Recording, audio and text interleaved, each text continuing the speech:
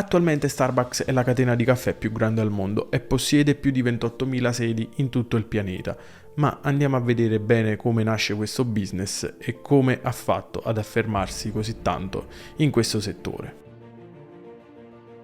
Ciao a tutti ragazzi e benvenuti in questo nuovo video. Oggi vi racconterò la storia di Starbucks, appunto il business più grande sul caffè. Prima di cominciare però vi chiedo soltanto un mi piace e l'iscrizione al canale se siete nuovi.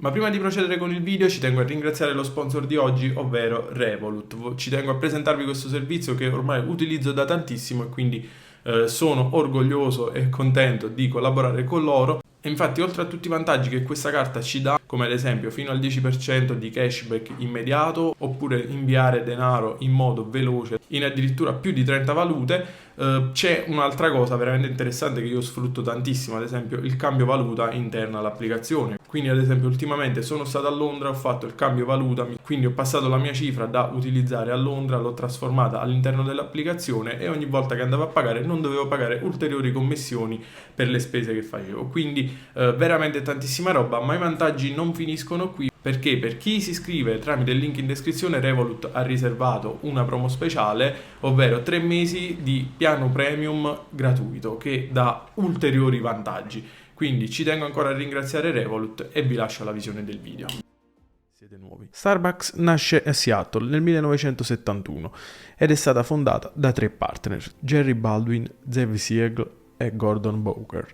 Scusate la pronuncia, ma sono veramente impronunciabili. Questi 3 tizi, affascinati dalla tostatura dei chicchi di caffè, decidono di mettersi insieme, aprire questa impresa e cominciare questo business. La leggenda narra che per il nome si sono ispirati al primo ufficiale Starbucks del libro Moby Dick. Il primo locale fu aperto quindi a Seattle nel 1971. Nasce come una vera e propria torrefazione per poi in futuro diventare caffetteria. La Starbucks vera e propria come la conosciamo noi comincia a prendere forma dall'idea di un tizio, ovvero Howard Schultz. Ma adesso andiamo a vedere chi era Howard Schultz e come gli è partita l'idea di creare questo business. Schultz nasceva a Brooklyn, viveva nelle popolari e visse un'infanzia abbastanza povera. Dopo che il padre fu immobilizzato per conseguenza di un incidente, la famiglia diciamo che era priva di reddito, quindi non entravano soldi e si dovevano arrangiare. Schultz entra nella Northern Michigan University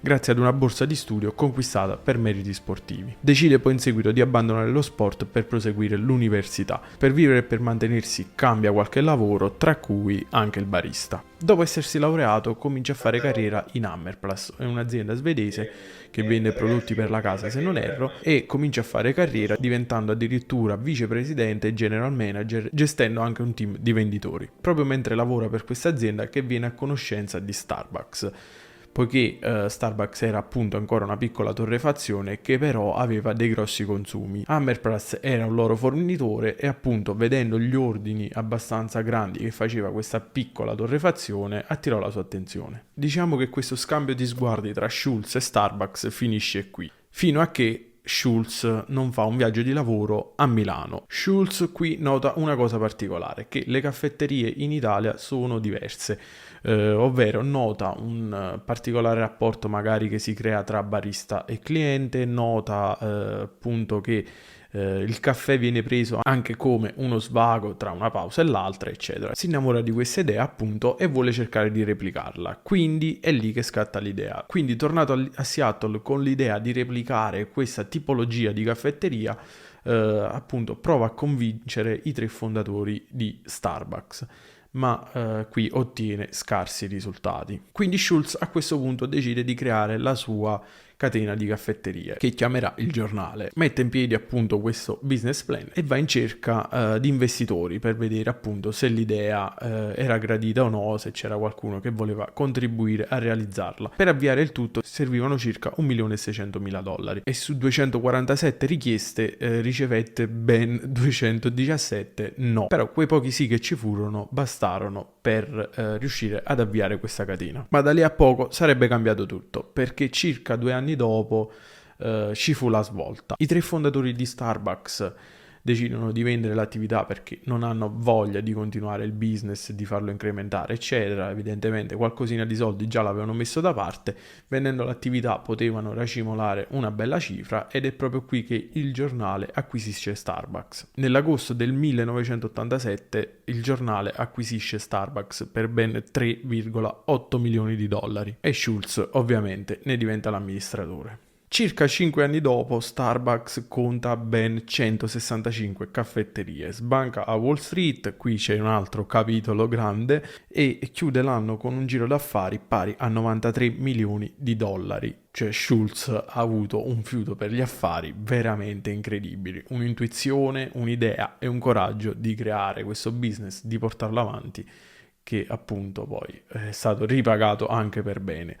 Ma il punto di forza qual è stato? Uno dei motivi del successo appunto della catena è che viene considerata una sorta di third home, ovvero una terza casa, ovvero quello che c'è tra il lavoro e la casa, la giusta via di mezzo. Un luogo di relax, il luogo giusto per una pausa perfetta, il luogo dove prendere un caffè di corsa tra un lavoro e un altro. Tutto questo mix aggiunto ad un buon caffè ha creato questo business che stava letteralmente dilagando, e infatti è proprio nel 1996 che comincia l'espansione anche all'estero e Schultz prende come punto di mira Tokyo. Ebbene sì, direttamente vuole andare dall'altro lato del Pacifico. Anche lì si rivela una grande sfida, perché a Tokyo non c'era per niente questa cultura del caffè, della caffetteria. Tutti avrebbero scommesso che aprendo un punto vendita Starbucks a Tokyo sarebbe fallito nel giro di qualche mese. Ma Schultz ancora una volta non demorde, apre questo punto vendita a Tokyo e lì scoppia un boom. Comincia a essere una sorta di nuova moda e prende tantissimo e continua appunto l'espansione. E alla fine degli anni 90 Starbucks conta già più di 2500 sedi in 12 parti diverse del mondo. Una roba incredibile. La strada di Starbucks non è tutta in salita, perché nel 2000 cominciano ad arrivare i primi problemi. Schultz dà le dimissioni come amministratore delegato, ma rimanendo in Starbucks come presidente. Da lì in poi inizia appunto il periodo peggiore. Negli anni successivi la concorrenza comincia a farsi sentire e cominciano ad arrivare tantissimi feedback negativi su Starbucks, dicendo addirittura che il caffè di McDonald's, appunto della concorrenza, era più buono di quello di Starbucks. Nel 2007 comincia a sentirsi la vera e propria crisi. Nonostante Starbucks avesse più di 15.000 sedi in tutto il mondo, la crisi sembra essere dietro le porte. Continua a girare questa nomea che il caffè di Starbucks fa schifo, nonostante sia la catena più forte di caffè al mondo, anche già in quel periodo.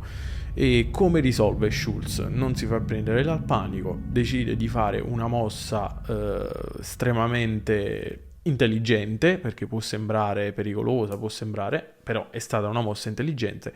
Va a radunare tutti gli store manager che gestiscono appunto ogni store Starbucks, li raduna tutti in un unico posto, facendo chiudere tutte le sedi nel mondo, perdendo circa 30 milioni di dollari, appunto mancato incasso e più ovviamente tutte le spese che ci vogliono. Li raduna tutti e gli fa ritrovare quella voglia, spiegandogli appunto tutto quello che è stato Starbucks, da cosa è nato, e non dimenticare appunto il punto di vista di Starbucks, ovvero quello di dare un buon caffè, che dovrebbe essere anche il loro prodotto di punta. Da lì ripartono tutti motivati e inaspettatamente, perché facendo una semplice mossa del genere riparte tutto, cominciano a lavorare sodo per garantire qualità ai clienti e da lì Starbucks riprende a lavorare a gonfie vele. La storia di Starbucks appunto continua ed apre il suo primo roastery store a Seattle. Si tratta di una vera e propria boutique del caffè, dove il caffè viene tostato